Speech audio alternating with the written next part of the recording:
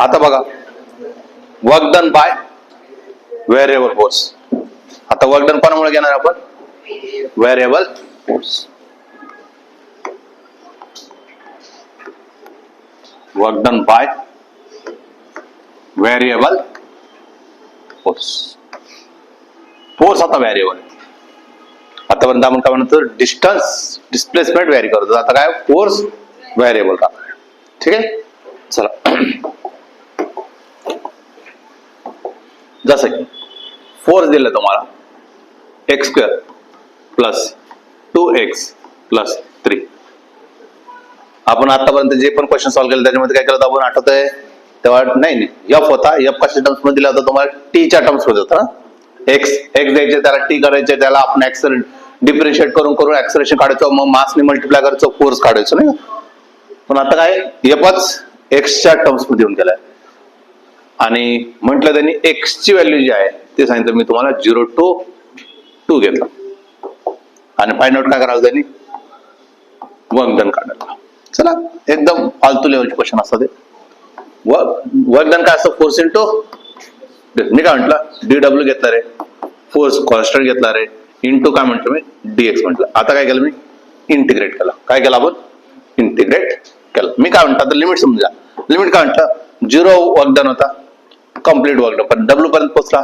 Displacement किती सांगितलं त्यांनी? 0 to किती? 2 पर्यंत जायचंय. आणि एफ ची व्हॅल्यू दिली त्यांनी. एफ ची व्हॅल्यू दिली ना. काय दिले? एक्स स्क्वेअर प्लस 2x+3 आणि याला काय करायचंय? dx आणि काय? 0 to 2. आता इंटिग्रेबल कोण आहे? इंटिग्रेबल कोण आहे? एक्स आहे ना. इंटिग्रेबल कोण आहे? एक्स आहे.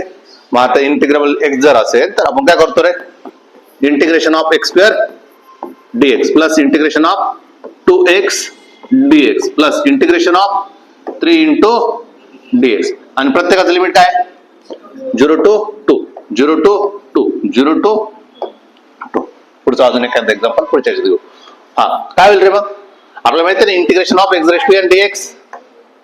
x raised to n dx काय होतो? x raised to n+1 upon n+1. हे आपला फॉर्म्युला आहे. चला, काय होईल? x³/3 होईल आणि काय द्यायचं लिमिट? 0 to 2 प्लस 2x²/2 काय लिमिट?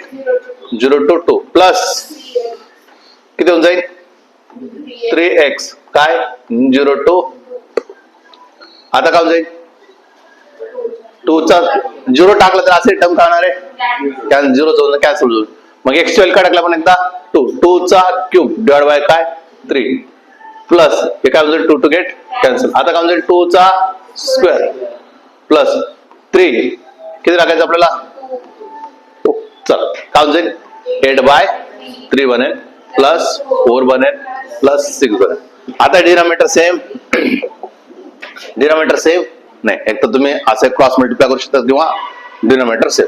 जसं की डिनॉमिनेटर किती? 3 आहे म्हणून काय केलं? 3 ने मल्टिप्लाय केला आणि 3 ने डिवाइड केलं.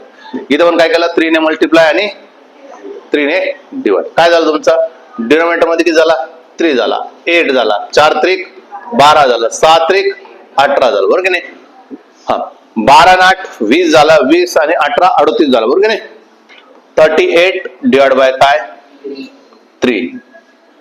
3 1 3, 3 2 6, उरलं किती? 2, 3 6 18, ते जाईल 6 7 युनिट काय? जूल. कळालं का? आणि याचा डीडब्ल्यू चे इंटिग्रेशन काय? डीडब्ल्यू चे इंटिग्रेशन काय? डीडब्ल्यू चे इंटिग्रेशन काय?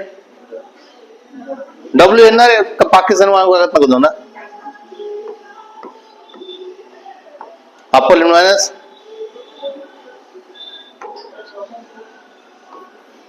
डब्ल्यू किती झाला आपला? 12.67 जूल झाला. ठीक आहे. अजून एक पाहू. एफ बरोबर x² minus 3x² minus 2x plus 4. आणि तुम्हाला सांगितलं x ची व्हॅल्यू जी व्हॅरी करते ती आहे तुमची 1 to 2. हा, आणि काय काढायला त्यांनी? वर्क डन काढायला लावलंय.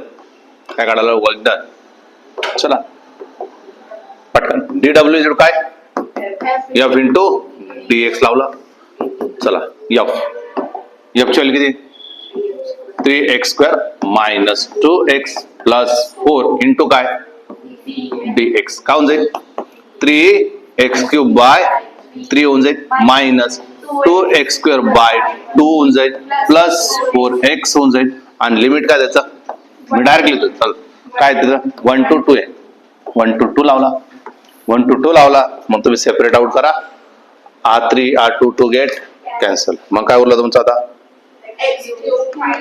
काय उरलं x³ उरलेला लिमिट काय त्याचं 1 to 2 मायनस करायचा x² करायचा त्याचं लिमिट काय 1 to 2 करायचा प्लस काय 4x करायचा त्याचं लिमिट काय 1 to 2 करायचा याचं किती जाईल x ची व्हॅल्यू काढायची एकदा 2 म्हणजे किती 2 चा क्यूब मायनस 1 चा क्यूब मायनस काय 2 चा स्क्वेअर मायनस 1 चा square plus 4 into 2 minus 4 into 1 किती होणार आहे 8 होऊन जाईल 8 मायनस 1 होऊन जाईल मायनस होऊन जाईल 4 मायनस 1 होऊन जाईल प्लस किती होऊन जाईल 8 होऊन जाईल मायनस 4 किती झाला 7 झाला मायनस 4 झाला मायनस किती झाला 3 झाला प्लस 4 झाला 7 मायनस 3 किती झाला 4 झाला 4 फ्लोर 8 जूल वर्डन किती झाला 8 जूल. काय डाऊट आहे